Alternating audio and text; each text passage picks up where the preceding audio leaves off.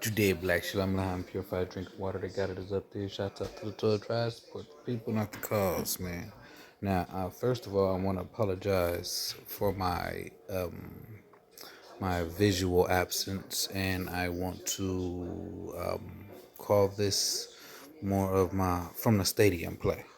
Okay, as you see, I'm not present, but we still getting into information. So these next few videos are gonna be like this from a stadium stands perspective, meaning I will be taking a visual absence for the next 10 videos, maybe 12 videos, could be more, but I'll see you guys soon, and as always, support the people, not the cause, man. And anyway, yeah, you're gonna hear the same audio for each one of those videos too. So if you click the last video, you heard this, and if you click the next video, you're gonna hear the same thing. But this is how we do it from a stadium stance. But yeah, just to keep it up to date, we're gonna be talking about Enoch and all kind of stuff, from Enoch to Jacob to the TNK.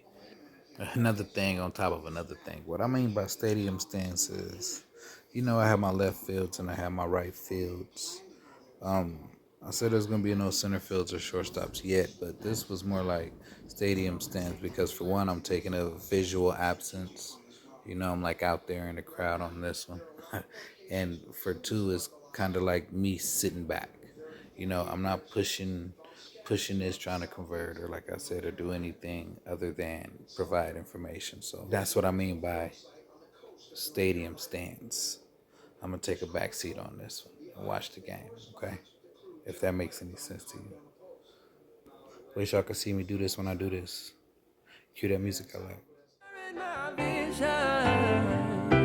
Inherited sickness,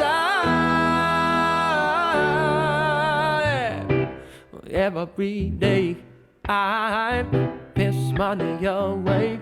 I'm a material slave.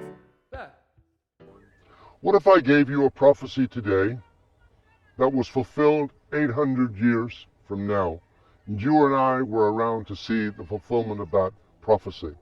Well, that's exactly what happened with Isaiah 53. Isaiah was writing some 800 years before the crucifixion of Christ, but he describes that suffering servant in some detail. And I don't have time to get into all of it, but certainly I could read these words in verse 3. He is despised and rejected by men, a man of sorrows, acquainted with grief. But that could be any number of people. Verse 4, surely he has borne our griefs and carried our sorrows, yet we esteemed him stricken, smitten by God, and afflicted. But he was wounded for our transgressions, he was bruised for our iniquities. Well, again, that could have applied to any number of people who were killed or crucified down through the years after Isaiah gave the prophecy. So we're still not convinced. And then in verse 7, he was oppressed and he was afflicted, yet he opened not his mouth. He was led as a lamb to the slaughter, and as a sheep before its shearers is silent, so he opened not his mouth. Again, any number of people could have fit that description. But it gets more specific in verse 8. He was taken from prison and from judgment, and who will declare his generation? For he was cut off from the land of the living. Meaning Jesus had no offspring. He hadn't married, so there were no children born to him. But we're not finished yet.